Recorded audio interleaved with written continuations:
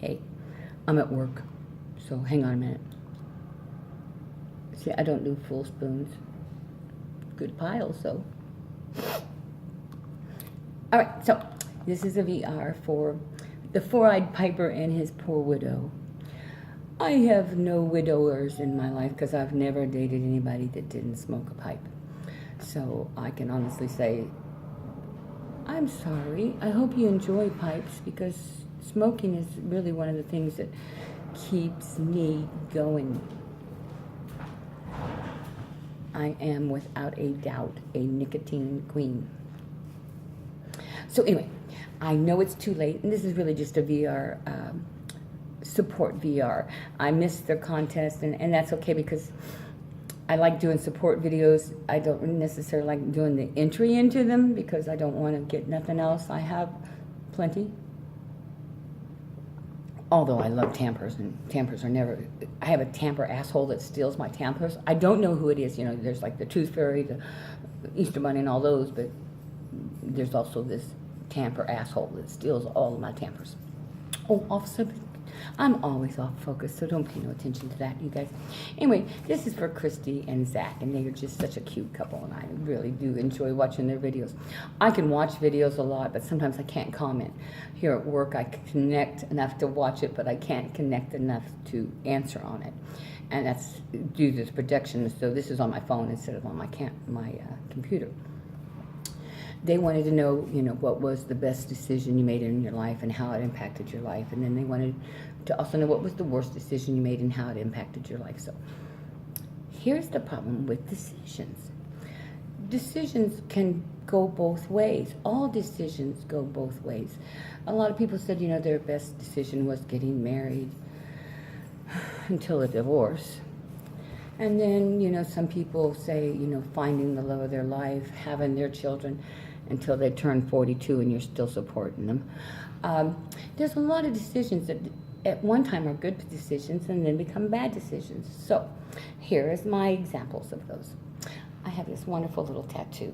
You see it's all faded, not colored. It's a shooting star. And years ago in the 70s, Doc was awarded, he's the illustrated man, he was given by Playboy magazine the top tattoo artist of the year. And so went to the party, and everybody who would go around with their shirt off got a tattoo, so I got a tattoo. And then we got tickets.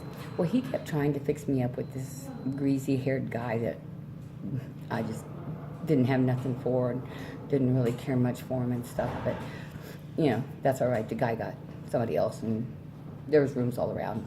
It was the 70s, honey. It was just a whole lot different then. But so I got my tattoo, and he was trying to fix me up with this guy, and I didn't want to go with him, so I took and declined. And then after the party was over, everybody got tickets to a concert, and doggone it, I had missed my chance to sleep with Alice Cooper. Of course, he wasn't introduced to me as Alice Cooper. He was introduced to me. But, so, there's good decisions, bad decisions. A good decision, I got a free tattoo. I got to be in a great party with the Playboy Bunny Club. Back then in Kansas City, we had a Playboy Bunny Club. You know, one of my friends, Artie, who's the illustrated man, and has since passed away, was, you know, voted as the top, and he was illustrated in the Playboy magazine, and we got to go to the concert and hear, you know, as Alice Cooper is talking about, you know, he points to the front row where we're all sitting, all of us girls are sitting, and he says, yeah, and I've seen all those girls with their shirts off. And all of us, we lifted up our shirts and we turned around and showed the whole audience our tattoos. So, good decision, bad decisions. You know, it was the best of times, it was the worst of times. A good decision, a bad decision, you decide. Now this tattoo, which was so beautiful and vibrant back then, is now on an old woman's droopy boob, you know, kind of faded in color, you know, and how the black always spreads out. So it's kind of hard to distinguish what that was. But that was a good decision, bad decision, depending upon how you look at it. You needed to give us a time frame of when these decisions were made, because all my life there's good decisions and bad decisions. Decisions that you make that that you make a bad decision that becomes a good decision. I went to Alaska when I was a sophomore, once again in the 70s, and we were dumping off dynamite for the second pipeline. And so America was pushing that equal women and men thing, so the contract with the government had to have women along with men. So 13 men, 3 women lived in a Quonset hut, along with 4 other Quonset huts. One had dynamite, one had the blasting caps, and one had the hangar with the fuel for everything, and us in the other Quonset hut. So I had 3 months in Alaska, and it was wonderful. I would never trade that trip to Alaska for anything, but I do remember the bad decision. You know, the smell of the bodies in there, because, you know, it was summer still, so we had a lot of sunlight. There wasn't nighttime. But when it was dark, it was beautiful. We got to see all the northern lights. We were in Nottoway, up from Nottoway. In order to get to Nottoway, we had to get on either a snowmobile or take a plane into Nottoway. So for 3 months, I got to be in Alaska, in the wilderness. A wonderful thing. That was a good decision. But the bad decision part of that was you had to take a parachute jump. Now, when we were training, I did fine on those jump lines, but when they pushed me out of the plane with a ripcord, back then there was no tandem jumping. I mean, it was you were sitting in the back with one of those old cameo-looking parachutes on that you packed yourself, and they pushed you out, and for just a fleeting seconds, you are floating there without your parachute. The ripcord hasn't pulled yet, it's going to. And just for those few seconds, you say, boy, I made a bad decision. And then my parachute opened, and it jerked me up, and I started peeing all the way to the ground. And all the way down, I swore to God, I'll never make another bad decision. Never in my life will I make this stupid of a decision.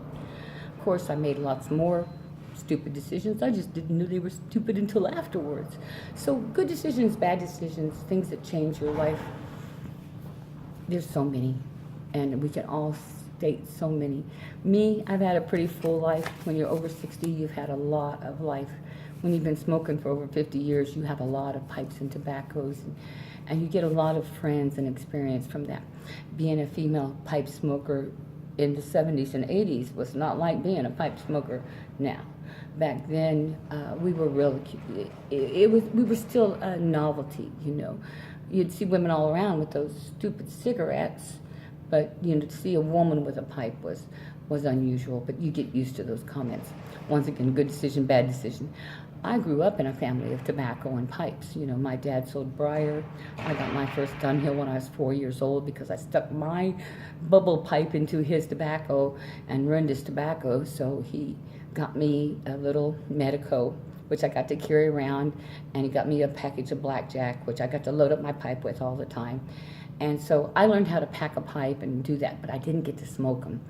But then me doing that was kind of like one of those things that started it all. You know, pretty soon I get to sit in the front seat when we traveled because my mom didn't like loading up Dad's pipes.